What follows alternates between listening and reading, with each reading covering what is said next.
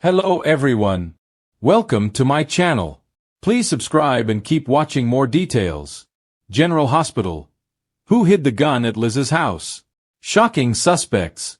This week, Anna Devane, Finola Hughes, and Harrison Chase, Josh Swickard, attempted to serve a search warrant at the Quartermain's residence. However, they had the incorrect address on their paperwork, and were initially turned away. After correcting the documentation, they returned to the Quartermain mansion, but did not find the gun used in Drew's shooting. They suspect it was removed from the house in the interim. Shortly after, Anna arrived at Elizabeth's house with PCPD officers, stating she had a warrant to search the premises. Anna returned with a gun in an evidence bag, much to Elizabeth's shock. Anna then requested Elizabeth accompany them to the station for questioning. Elizabeth's alibi and Willow's suspicious behavior on GH. The gun used to shoot Drew was found at Elizabeth's house, but she has a rock-solid alibi.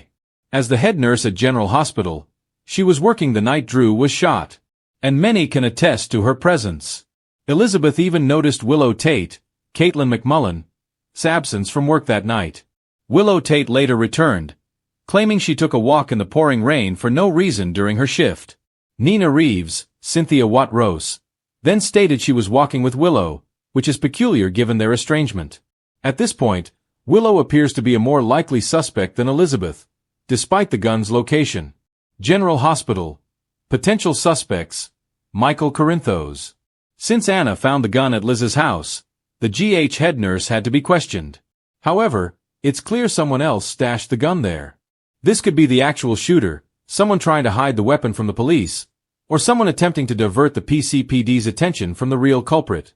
Let's consider Michael Corinthos, Rory Gibson.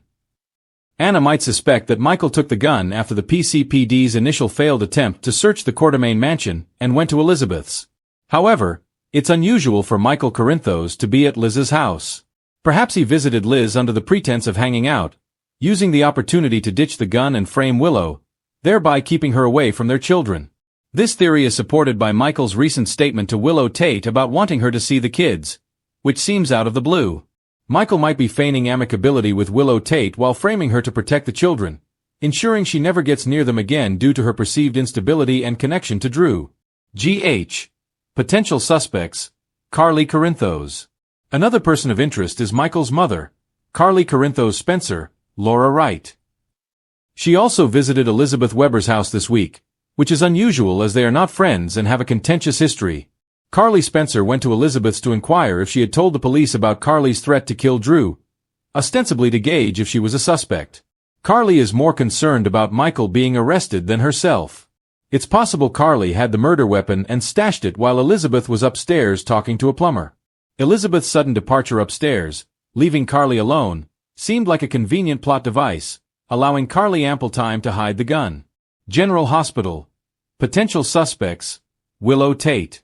We must also consider the possibility that Willow actually shot Drew, explaining the gun's presence at Liz's house. Willow might have hidden the gun in her purse after the shooting and brought it back to Elizabeth where she was staying. Willow Tate have assumed Elizabeth's house would never be searched, as the head nurse would not be a suspect. Potential suspects. Scout Kane. Another possibility, touched upon in a previous video, is Drew's daughter, Scout Kane, Cosette Abinante. Scout might be the shooter, and the gun could be in her room at Elizabeth's house, where she is currently staying. Drew may have pushed Scout too far, causing her to snap and shoot him. Having already lost her mother, Sam McCall, Kelly Monaco, Scout might have reacted drastically to Drew's actions, especially if he is preventing her from seeing other family members. General Hospital. Potential suspects. Sonny Corinthos.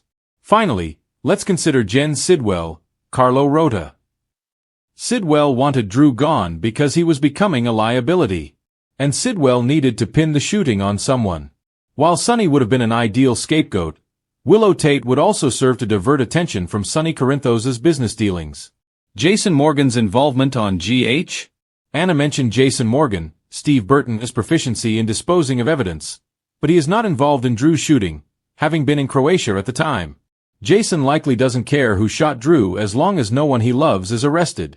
If asked by Michael or Carly to help hide the gun, Jason would have done so, likely by disposing of it in the ocean, not by hiding it at Elizabeth's. With the gun found at Liz's house this week, an arrest should be imminent. However, it's likely the PCPD will apprehend the wrong suspect, as they often struggle to solve crimes accurately. Port Charles have seen their fair share of secrets, but few have spread such unease as the mysterious gun discovered at Elizabeth Weber's house. What started as a quiet afternoon in her normally peaceful home has spiraled into a full-blown investigation that could shatter families, test loyalties, and expose dark truths nobody saw coming.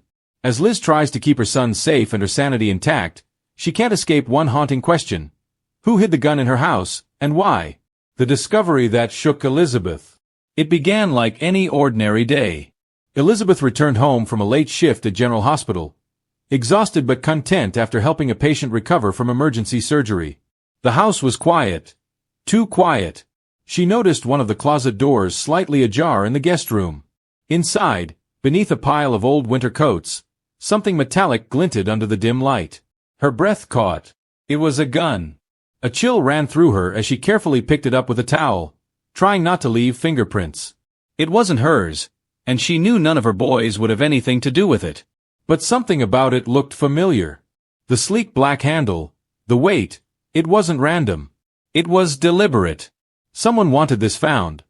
Or maybe they wanted it hidden here, where Liz would take the blame if it were ever discovered. Her first instinct was to call the police. Her second was to call Finn.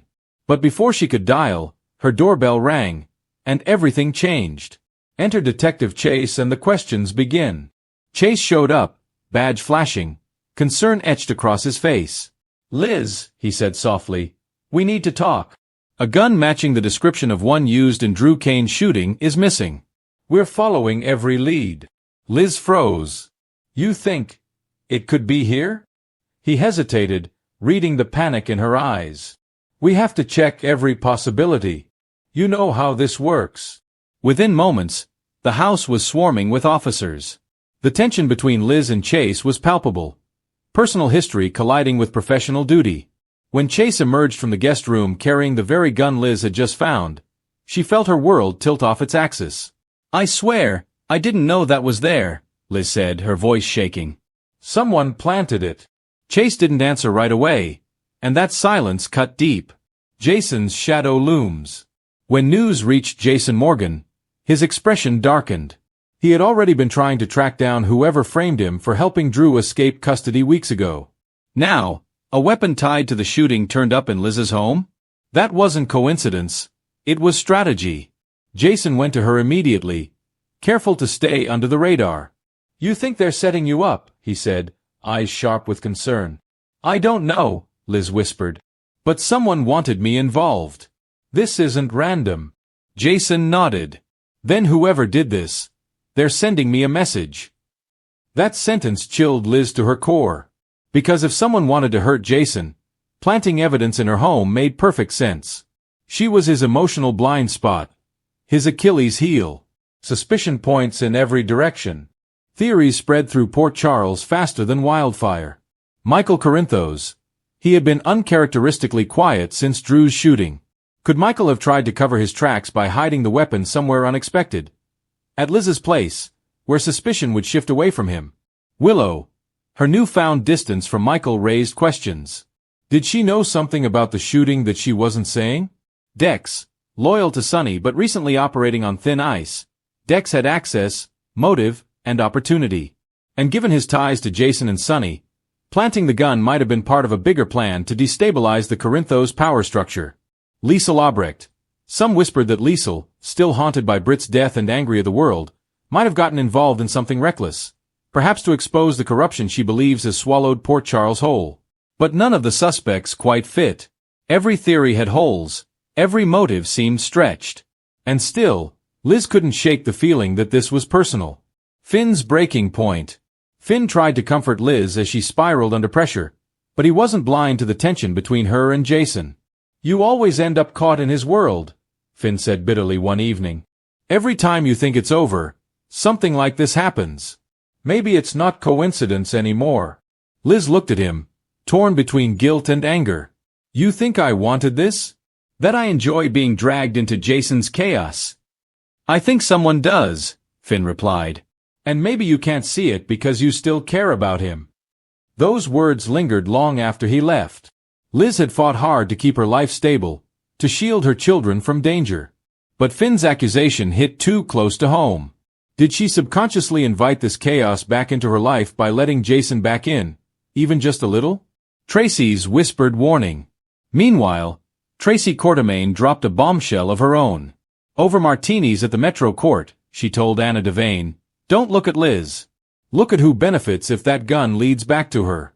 Someone wants Jason and Drew to turn on each other again. History, my dear, has a way of repeating itself in this town." Anna, ever the strategist, took the comment seriously. The idea that someone might be orchestrating chaos between the brothers, just as they began to reconcile, fit perfectly with a larger pattern of manipulation in Port Charles. Whoever hid the gun wasn't just hiding evidence. They were pulling strings.